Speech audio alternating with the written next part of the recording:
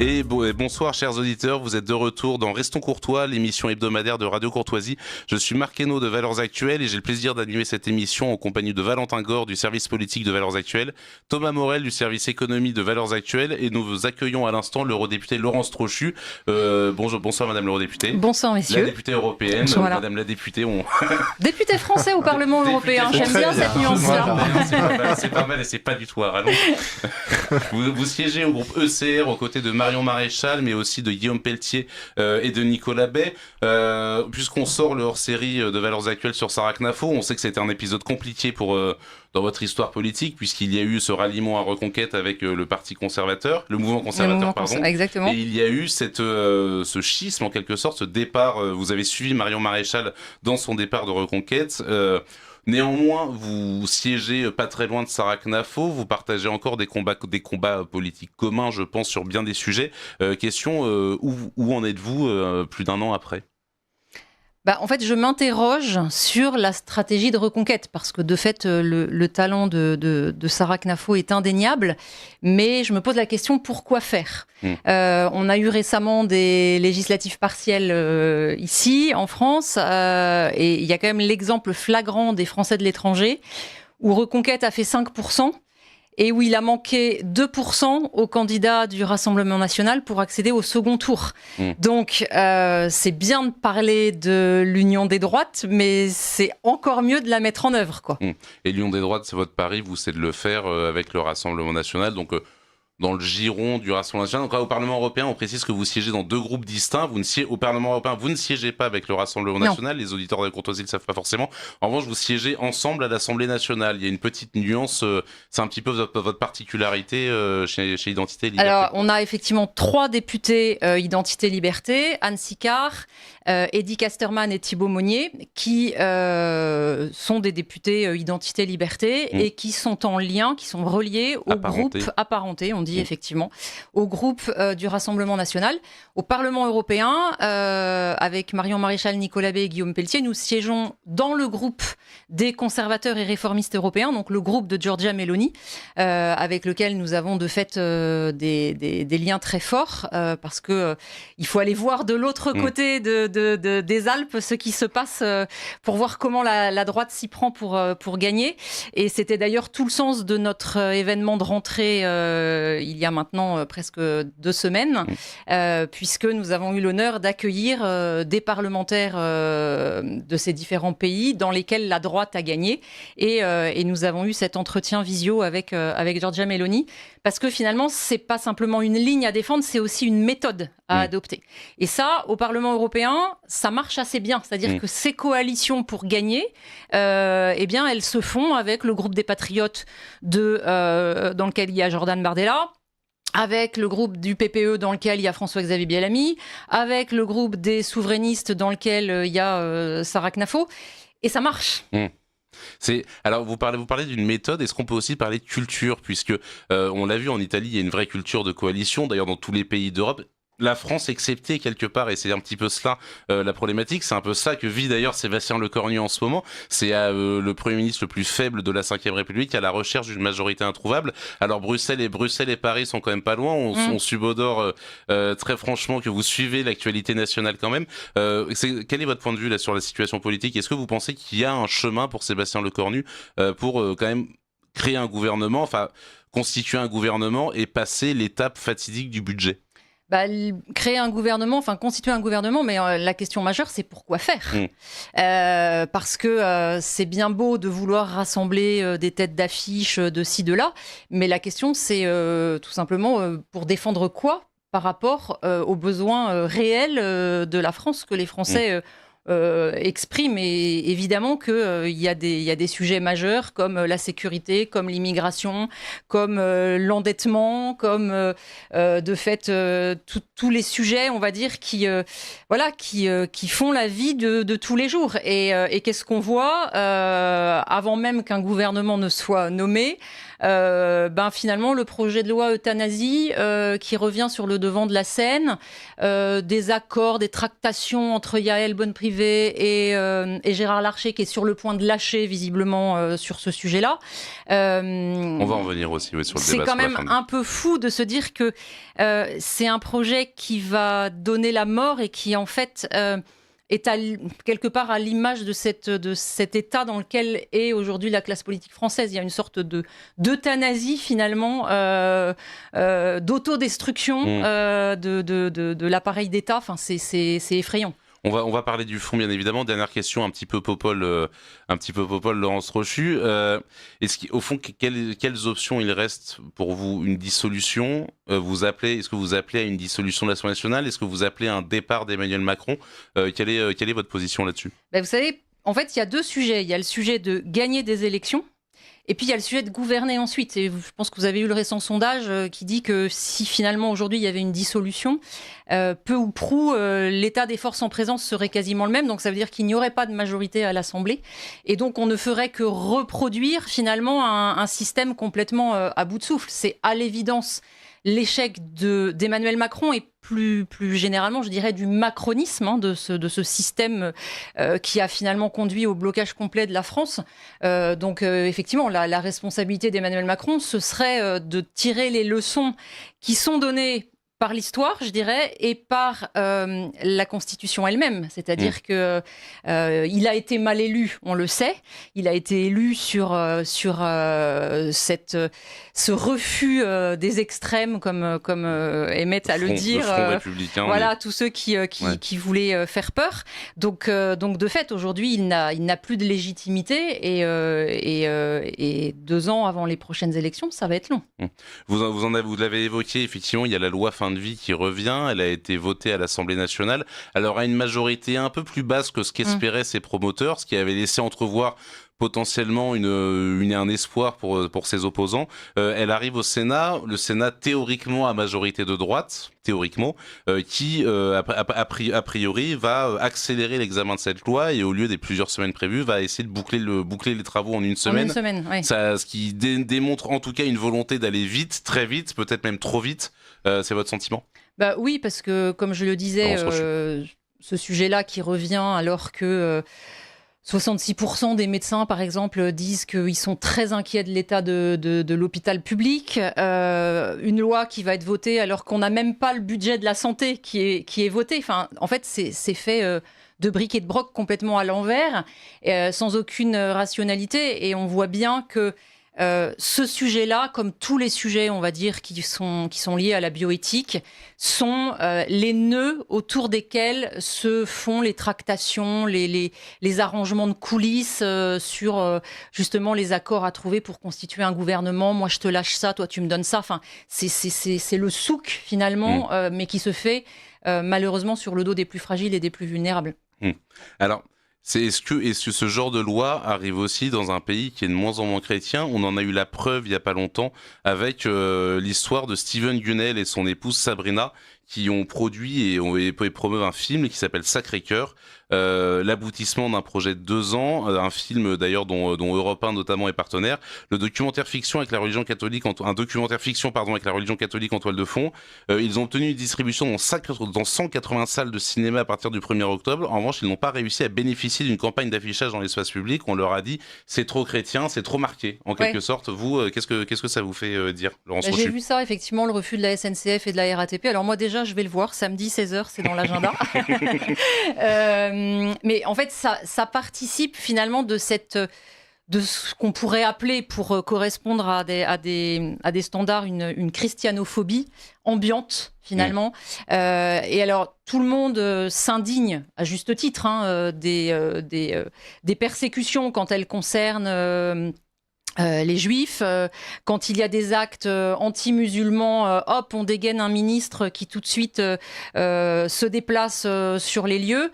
Mais alors, quand il y a des persécutions, quelle qu'en soit la forme, des chrétiens, là, il n'y a plus personne. Il y a une sorte de d'invisibilité de ces faits qu'on va dire divers parce que finalement on ne leur donne pas d'importance. Il y a un silence des institutions. Alors il faut quand même noter qu'il y a eu des sénateurs là qui ont publié une tribune Plus de 80 sénateurs, 80 sénateurs sur Boulevard Voltaire. Que je connais par exemple Valérie Boyer puisque on se connaissait quand j'étais chez LR. Elle est engagée sur ce sujet-là depuis longtemps et je me réjouis que enfin, les sénateurs s'en saisissent. Moi, je m'en occupe au niveau européen, puisque effectivement, on voit quand même qu'au niveau européen, il y a eu une augmentation en un an de 44% des actes, on va dire, de persécution ou en tout cas de dégradation. Voilà, donc vous savez, au Parlement, au niveau européen, il existe un poste de coordinateur contre l'antisémitisme et il en existe un aussi contre l'islamophobie. Mais pas contre la christianophobie. Et pas contre la christianophobie. Donc, et alors même que c'est la religion la plus touchée. Pourquoi, d'après vous, Laurence Rochu ? En fait, vous savez, il y a une forme de piège qui s'est constitué, on va dire, dans cette dynamique de défaire l'identité européenne et a fortiori l'identité française. On a d'un côté un islam conquérant qui vient finalement imposer ses propres lois qui, on le sait, sont à la fois religieuses et civiles. Et puis on a de l'autre côté une attaque par le mouvement woke qui vient détruire ce que nous sommes, qui voudrait effacer ce que nous sommes. Et puis en fait on est pris en sandwich entre ces deux attaques et le christianisme a fait l'Europe et plus particulièrement la France. Et de fait, aujourd'hui, finalement, il faut retrouver cette fierté en fait de notre identité chrétienne. Et c'est pour ça que j'ai lancé cette initiative de demander un poste de coordinateur contre la christianophobie et qu'il y a justement une pétition qui est associée à ça, stop-christianophobie.eu. Et j'espère que dans les années qui viennent, on a encore 4 ans de mandat, on puisse faire monter cette pétition. Vous avez un chiffre de signataires à l'heure d'aujourd'hui ou pas ? Non, j'ai pas un chiffre actualisé. Je vais vous dire pourquoi, parce qu'elle est en train de se déployer, de se développer. D'accord. C'est-à-dire que, en fait, mes collègues dans d'autres pays européens m'ont dit on veut faire la même chose. Donc, on est en train de créer une plateforme, justement, qui permettra aux signataires des différents pays, de valider cette pétition, de la signer, pour qu'elle prenne cette ampleur. Donc là, c'est un collègue italien qui a rejoint, mais je sais qu'il y a un Croate également, qui est un Roumain, qui sont prêts à se lancer là-dedans pour qu'on la porte ensemble à l'échelle européenne. Valentin Gore. Alors madame, je crois que vous posez exactement la bonne question et c'est assez courageux de parler de la catholicité de la France et de parler aussi de la question de la vie que vous avez évoquée tout à l'heure. Moi, je voudrais vous interroger, vous avez parlé du Sénat, on pourrait parler aussi de divers ministres qui sont aujourd'hui au gouvernement, Sébastien Lecornu le premier, je pense aussi à Catherine Vautrin, qui, il y a 10 ans, un peu plus de 10 ans maintenant, au moment par exemple de la loi sur le mariage homosexuel, affichait des convictions qui étaient opposées au mariage homosexuel. Madame Vautrin a beaucoup changé, elle a été jusqu'à défendre évidemment la loi sur l'euthanasie. Il y a comme ça une grande partie de la droite qui considère ces sujets que vous défendez, qui sont le cœur de votre projet, comme un peu annexes, comme des choses qu'on peut abandonner, on peut changer d'avis, c'est des questions, comme on dit, sociétales, c'est-à-dire un peu accessoires. Hein. C'est parfois ce qu'on a l'impression, que c'est un peu ce qui sous-entend. Pourquoi est-ce que c'est absolument central pour vous ? Pourquoi est-ce que, même si c'est plus difficile de défendre ces idées, vous continuez à les défendre ? Laurence Rochu. Précisément parce que ce que vous dites là, finalement, c'est le nœud. On se rend compte que pour rentrer dans un gouvernement, centriste, on va dire, en fait, il faut montrer patte blanche sur tous les sujets de société. Et la sélection, entre guillemets, elle se fait là. Je ne sais pas si vous vous souvenez de la sénatrice Laurence Garnier, qui avait un moment été évoquée pour un secrétaire d'État à la famille, je exactement, crois, ouais. qui a été dégagé au motif que ses convictions sur les sujets de société étaient trop affirmées et que visiblement elle ne voulait pas les renier. D'autres l'ont fait pour avoir les postes qu'ils occupent aujourd'hui. Et donc ça veut dire que aujourd'hui, ce qui va différencier la droite de la gauche, j'ai presque envie de dire la vraie droite de la gauche, c'est de tenir bon sur ces sujets-là. Parce que y a là un nœud, encore une fois, et donc on ne peut pas déserter ce combat-là. Pour moi, ce serait vraiment de la désertion. Et c'est vrai que c'est une erreur politique, parce que ça veut dire que finalement, d'un point de vue stratégique, on ne tient pas les convictions qu'on a prétendu défendre à un moment. C'est une erreur, je dirais même philosophique, parce que derrière, il y a toute une question relative à c'est quoi l'homme avec un grand H ? Quelle société on veut ? Voilà. Quand on vient dire que un père, ça peut être une grand-mère, je ne sais pas quelle société on veut, en fait. Voilà. Et puis, c'est une erreur morale parce que c'est finalement sombrer dans un relativisme au mépris de tous les critères qui ont, je dirais, été fondateurs d'une société. Donc, on a le débat de la GPA, évidemment, qui revient sur le devant de la scène. Depuis que Gabriel Attal veut nous faire croire qu'il peut y avoir une GPA éthique. Donc on va encore avoir des lignes de fracture et vous allez voir que là, dans les jours qui viennent, à nouveau, le prisme par lequel les bons et les gentils, et les bons ou les gentils et les méchants de l'autre vont être examinés en fonction des positions qu'ils auront prises sur les sujets de société. Merci Laurence Rochu. Thomas Morel, vous avez une question. C'est pour rebondir sur ces sujets de bioéthique. Moi, je suis journaliste chez Valeurs Actuelles. Comme tous les journalistes, je surveille les audiences, je regarde quel sujet marche ou pas. Et on voit bien que toutes ces questions de bioéthique, dans l'opinion publique, ont énormément de mal à infuser, qu'on a beau en parler, insister. Les gens se sentent pas concernés ou ne comprennent pas les enjeux ou n'ont pas envie de les comprendre. Qu'est-ce qui explique ça et comment est-ce qu'on peut arriver à remobiliser l'opinion publique ? Pour appuyer ce que dit Thomas, par exemple, on va prendre un exemple. Valeurs Actuelles a fait une sur l'euthanasie. Alors Valeurs Actuelles, mais hebdomadaire conservateur qui fait quand même une sur l'euthanasie. On se dit ça va parler à notre lectorat. Et ça a été, on va pas trahir de secret, ça a été un de nos pires fours de l'année, par exemple. Parce que je pense que les Français, ils ont bien conscience qu'en fait, les politiques font diversion. C'est-à-dire que, pour moi, regardez ce qui s'est passé pendant le quinquennat Hollande. Hollande qui n'a rien fait, on va dire. Les seules lois qu'il veut faire passer, c'est la destruction de la politique familiale, qu'elle soit économique, fiscale et anthropologique avec le mariage pour tous. C'est la révélation de l'impuissance du politique. Et là, on va assister exactement à la même chose avec la loi euthanasie et puis, à n'en pas douter, le débat sur la GPA qui va s'ouvrir tellement loin des préoccupations des Français. Donc, je pense que les Français sont conscients que finalement, on vient parasiter les vrais sujets, alors qu'eux sont dans l'attente de vraies solutions pour les problèmes qu'ils rencontrent au quotidien. Mais ce qui est terrible, c'est qu'on voit, après on va passer à la GPA, mais on voit dans les partis politiques, alors la gauche est quasi unanimement pour ces progrès sociétaux. On voit qu'à droite, ça fracture. Enfin, à droite, on va dire la droite traditionnelle, on va dire chez LR, ça fracture un peu. Au RN, on a beaucoup glosé sur ce sujet-là, mais il y a quand même une querelle de ligne sur ces sujets-là entre des députés plutôt conservateurs et des députés plutôt progressistes.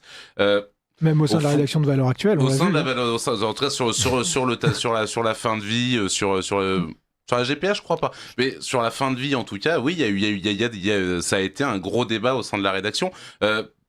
La gauche arrive à être unie sur ces sujets-là et la droite, même si le Rassemblement national n'aimerait pas trop qu'on dise que c'est un parti de droite, en tout cas ce qu'on pourrait appeler la droite de l'hémicycle, en tout cas chez eux le débat n'est pas tranché, comme si au fond on avait perdu quelque part cette bataille culturelle, cette bataille philosophique, cette bataille anthropologique, et que la gauche en revanche avait de manière très unanime réussi à dérouler son programme. Comment vous expliquez ça ? Parce que la nature a horreur du vide. La nature a horreur du vide. Donc en fait, la gauche a prospéré sur l'abandon des politiques de droite. C'est-à-dire que elle s'est emparée du domaine de la culture, on le sait. Elle s'est emparée des médias, vous le savez mieux que quiconque. Elle s'est emparée de l'éducation parce que c'était considéré par la droite dite sérieuse comme des sujets mineurs, alors qu'il fallait parler d'économie. Vous voyez ? Le problème, c'est que sur des sujets économiques, on peut redresser en fait un pays par des mesures économiques et voir des fruits à moyen terme, on va dire. Quand on touche à des sujets anthropologiques, en fait, faire marche arrière est beaucoup plus dur parce que finalement, la loi, moi je dis toujours, c'est la cerise sur le gâteau. C'est-à-dire que la loi, elle vient quand la société est prête pour l'accepter. Donc, ce qui veut dire que tout le métapolitique, tout le culturel a préparé le terrain par le cinéma, par la télévision, a conditionné quelque part, par évidemment aussi l'instruction nationale. Et donc, finalement, la loi, elle vient, et regardez comment, dans le bouquin d'Emmanuel Macron, dans Révolution, il montre la société n'est pas prête, donc je n'ouvre pas le débat. Mais en fait, vous inquiétez pas, derrière, il faut lire. Je vais me charger de la préparer. Enfin, vous voyez, c'est toujours le même scénario. Avec Elisabeth Guigou, qui au moment du Pacte disait ça n'ouvrira jamais sur le mariage pour tous, et qui 10 ans plus tard a dit bien sûr que si, mais il fallait procéder par étapes et il fallait attendre un petit peu. C'est pied dans la porte que Falerny lui-même a reconnu sur l'euthanasie en disant on n'obtiendra pas tout, c'est pas grave, on demande plus pour avoir moins, mais au moins on aura mis le pied dans la porte et puis après on déroulera. Et donc la prochaine étape, logiquement pour vous, c'est la GPA. On voit au niveau européen d'ailleurs que c'est bien évidemment. En fait, on a que votre voix n'est hélas pas majoritaire sur ce sujet-là. Alors, il faut quand même regarder ce qui se passe. Regardez, je citais tout à l'heure Giorgia Meloni. Elle a en Italie, elle a décrété la GPA comme un crime universel. On a vu la Slovaquie la semaine dernière qui a aussi interdit la GPA. On a des voix à l'ONU qui portent et qui commencent à alerter. Et je pense notamment au rapport de Rima El Salam que nous accueillerons au Parlement européen en novembre prochain, qui alerte aussi. Et puis en France, on a quand même des femmes très courageuses. Je pense à Olivia Morel, qui elle-même est née d'une GPA. Je pense à Marie-Estelle Dupont. Parce que vous voyez, c'est ça qui est fou, c'est que là encore, on nous dit que c'est un progrès, alors même que la médecine et la psychologie ne cessent de nous alerter sur l'importance entre le lien qu'a une mère avec son enfant in utero, etc. Et donc, en fait, on s'assoit là-dessus. Vous avez quand même des journalistes du service public, je ne citerai pas de nom pour pas offenser France Culture, qui vous dira que l'instinct maternel est une construction sociale qui n'existe pas, par exemple. Bien sûr. Mais en tout cas, non, on voit, en tout cas sur le principe de la GPA, on voit de toute façon le débat qui se scinde en deux, puisqu'il y a la GPA altruiste maintenant, la GPA altruiste, la GPA éthique et la GPA commerciale entre guillemets. D'ailleurs, j'invite nos auditeurs, on va faire de la pub pour la concurrence, même s'ils sont pas toujours très sympas avec nous. Marianne a sorti un très bon reportage, un très bon dossier sur justement les drames que provoque la GPA altruiste, où elle raconte justement des parcours de mères, parce qu'en fait elles restent mères même si elles l'ont donné après, qui ont été totalement brisées après ces expériences-là. Déjà cette séparation entre GPA altruiste, GPA gratuite et GPA payante, pour employer des gros mots. Éthique, dit Gabriel Attal. Oui, alors on va pour simplifier, on va dire gratuit et payant. Parce qu'il faut cela, puisque là visiblement les gens considèrent que c'est une valeur marchande. Est-ce que c'est la même chose? Et en fait, vous savez, une GPA sans argent, ça veut pas dire sans marchand.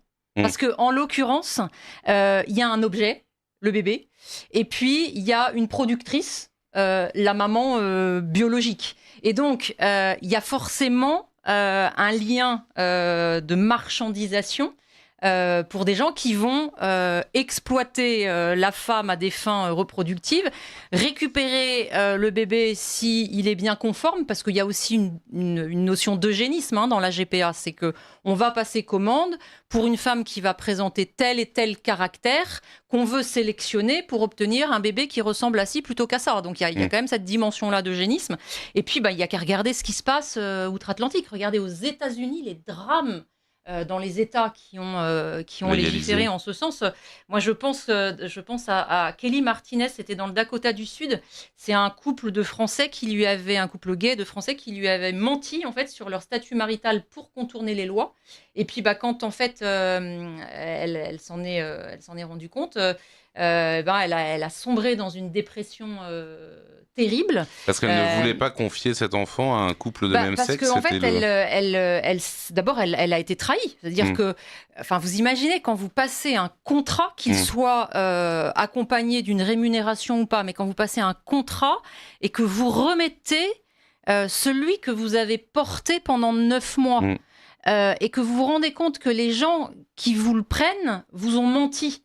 Comment vous pouvez être sereine sur l'avenir que va avoir l'enfant que vous avez Je pense que confié. tous les auditeurs se rendent compte à quel point c'est monstrueux en C'est employant ces termes-là. C'est monstrueux. Et il y avait un autre cas aux États-Unis, alors peut-être extrême, mais une femme qui disait aider un couple californien infertile. Et en fait, elle a découvert qu'ils avaient déjà 21 enfants nés de mères porteuses, qui avait un énorme trafic, c'était en Californie, et que les enfants avaient été ensuite saisis parce que maltraités, donc saisis pour être extraits des griffes de cette exploitation. Donc, mais je dirais, sans aller jusque dans ces cas extrêmes, voilà, toute femme qui a porté un enfant, quelles que soient les conditions, et c'est d'ailleurs souvent le drame de ces situations limites, voit bien qu'il y a quelque chose en elle qui n'est pas juste un produit qu'on va vendre, quoi. Valentin Gore, vous avez une question ? Oui, moi je voudrais revenir sur Gabriel Attal, parce que c'est à mon avis un point d'inflexion. Quand vous avez une personnalité qui est un ancien Premier ministre quand même s'il a été peu de temps, mais enfin c'est quand même un personnage important dans la vie politique française, qui s'autorise une sortie aussi stupéfiante, parce que c'est tout de même stupéfiant de dire GPA éthique. Quelle est votre réaction de femme ? Parce que c'est vraiment renvoyer la femme française, dont on a une image évidemment de femme libre, à un statut vraiment commercial, dégradant. C'est une dégradation du statut de la femme. C'est une incubatrice, mais au-delà de ça, si vous voulez, moi je pense qu'il y a beaucoup de cynisme. Gabriel Attal, il a simplement besoin d'exister, il a besoin de se trouver un créneau politique, un espace politique qui n'est pas occupé. Celui-ci est plutôt libre, eh bien il le prend. Et il se refait, il se remet en selle en vue de la présidentielle de 2027. Enfin, c'est cette hypocrisie-là qui moi, me révulse, parce que, encore une fois, ça se fait sur le dos des plus fragiles, parce que on va pas me faire croire qu'une femme qui n'a pas les moyens, qui n'a pas de moyens, qui a des moyens financiers, va dire allez, je suis candidate pour porter l'enfant de un tel et un tel. Enfin, c'est un mensonge. Thomas Morel, si vous avez une question pour l'entrechu. Sinon, ça tombe bien, j'en ai encore plein. Il y a en France, on le voit, on l'a vu d'ailleurs avec cette polémique dans le métro sur ce film Sacré-Cœur, où finalement on nous dit, c'est un auditeur d'ailleurs qui nous le fait remarquer, la RATP refuse la publicité pour un film catholique, mais donne toute facilité à ses employés de confession musulmane pratiquer leur religion. On voit, quand une église brûle, on a peut-être, quand on a de la chance, un tweet du ministre de l'Intérieur. Quand il y a un tag sur une mosquée, c'est condamnable aussi, bien évidemment. Quand il y a un tag sur une mosquée, là, c'est déplacement de tout l'aéropage ministériel, etc. À quoi vous attribuez, totalement le sujet de la GPA, mais oui, à quoi vous attribuez cette dichotomie dans les réactions, Laurence Trochu? À quoi vous attribuez? Parce que c'est des sujets qui intéressent beaucoup nos auditeurs, et ce deux poids deux mesures est désormais visible. À quoi vous l'attribuez, Laurence Trochu? La honte de soi. C'est-à-dire que... Qui rejoint un peu tous les autres sujets. Qui rejoint tous les autres sujets. La honte de soi, c'est-à-dire que... c'est le message qu'on porte avec Marion Maréchal et au sein d'Identité Liberté, c'est retrouver la fierté d'être français, y compris dans la dimension chrétienne de notre culture et de notre civilisation. Parce que, encore une fois, un projet politique se construit sur une vision qu'on a de l'homme et de la société.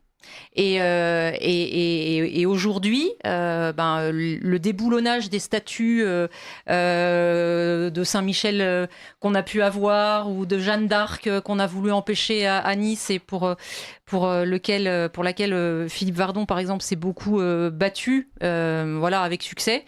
En fait, c'est l'effacement de ce que nous sommes, de notre identité chrétienne. Et encore une fois, cet effacement appelle vraiment notre mobilisation pour réaffirmer la fierté de ce que nous sommes.